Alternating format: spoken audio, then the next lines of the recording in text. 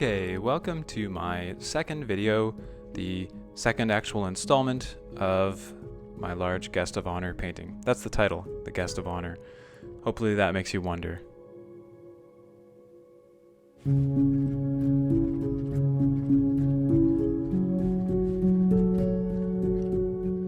So before I get on to that juicy topic of things like wonder, I've got to do a little bit of studio keeping and just kind of give you a clue as to what's going on in the visual part of this video, what I'm doing, why I'm painting the way that I am, specifically how that relates to composition.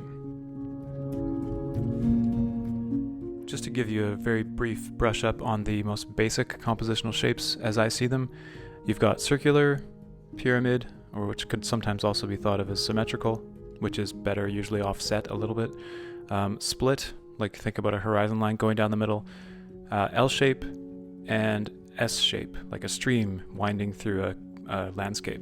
These can obviously be combined in so many different ways as well, so that's kind of what I'm doing here. So why am I talking about compositional shapes while I'm painting a pants and jacket? Well, it's because of where the pants and jacket are in the painting. I don't want them to be focal points, and they happen to be on the edge of this L-shape sort of vignette composition, so that's why I'm not going to be allowed to bring the highlights up to like 10 on the value scale, like titanium white right out of the tube. I'm going to have to subdue myself and make kind of a sacrifice for the composition so that they don't draw too much attention. So the term that I just invented, sacrifice for the composition, kind of implies that there is a composition, or that there is the goal, the focal point, the main character of the story, kind of the arc that we're going for when someone looks at our piece. So even though a lot of that may seem unrelated to painting pants and part of a fist and a jacket, it is something that I'm keeping in mind the whole time, because I don't want to draw too much attention to this part of the painting. It is in the edge, and I do have this compositional dark vignette going on in the bottom left corner, and that's the part of the painting that this is in. So I'm trying not to take my values too bright and provide too much contrast to draw too much attention to this part. So it's a lot of time spent, kind of holding back in some ways.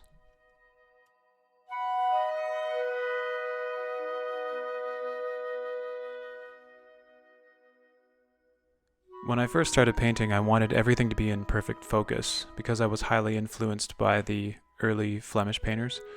I still love those paintings, but when everything is in perfect focus, of course, it's difficult to create that instant visual hierarchy, or that focal point where we're directing the gaze of the viewer to exactly where we want them to see, and then where we want them to see next, and then where we want them to see next, and so on.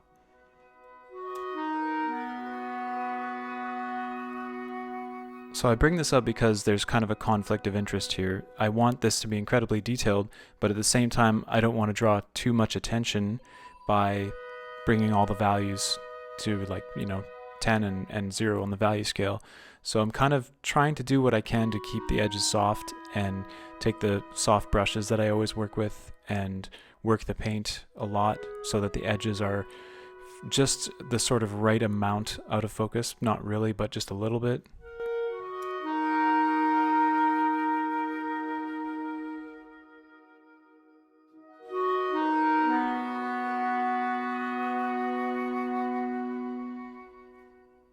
I do find it most challenging to split that difference with details like this when there's these bright bands in this jacket. It's really tough to try to keep them soft but also keep them bright, because as we know, if you blur something, the darks and the lights are mixing together and just creating that muddy mid-value thing. So it's kind of something you might not see until I zoom in. There we go. A little bit more. Yeah, it's a little bit soft. I'm just using a million brush marks, sped up footage here. What I'm doing in this video, by the way, is like 0.001% of what's actually happening. And that little bit that is caught is also sped up too. So there's so much more that goes on off camera.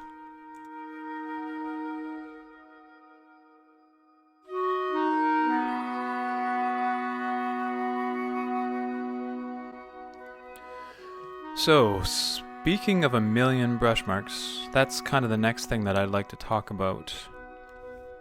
First, I should probably mention what's going on, which is oiling out. So a lot of times I like to make sure that the background that I've painted is super dry, at least a week or two, and then I like to sometimes put fresh linseed oil over the surface, and very, very thin, very small amount. And what that helps is it helps me to get the edges of my new foreground object to blend smoothly against the background.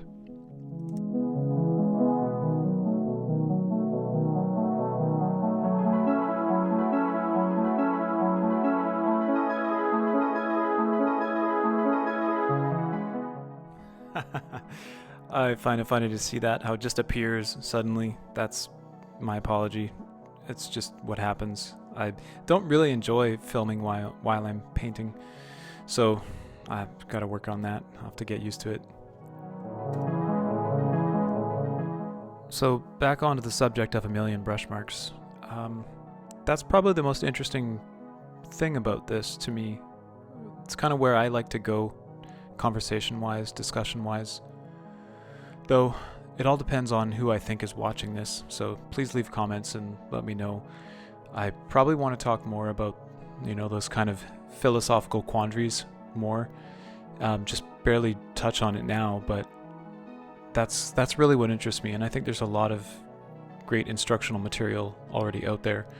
So I'll just leave that where it is and come back to it in another video, but I've got to get back to the task at hand, of course, which is kind of explaining what's going on in this video. I'm sure there's a couple people watching this that are just like, tell me what you're doing. So without further ado, I've got some footage now of a palette that was happening. This was kind of like a underpainting, like a color underpainting. So I did like a grisaille, which is like black and white for the fist, and then I wanted to kind of give myself a pre-painting of flesh.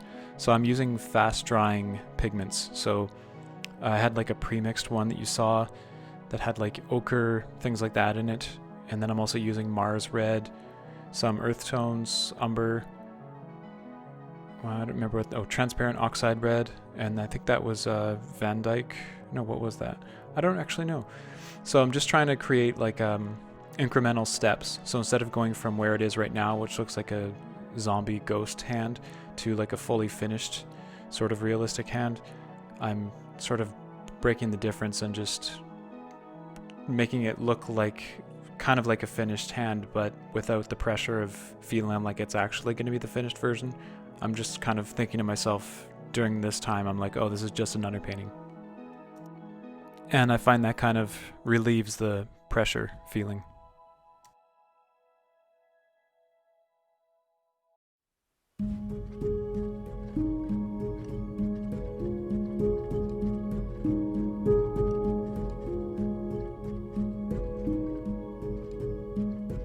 So of course I touch on this too, starting the same thing in the face, where I'm kind of doing the before the under, well no, after the initial underpainting, whatever you'd call this, it's like ebosh, right? It's just like getting the very basic colors in there so that when I do it the next time, it's not as much work to do.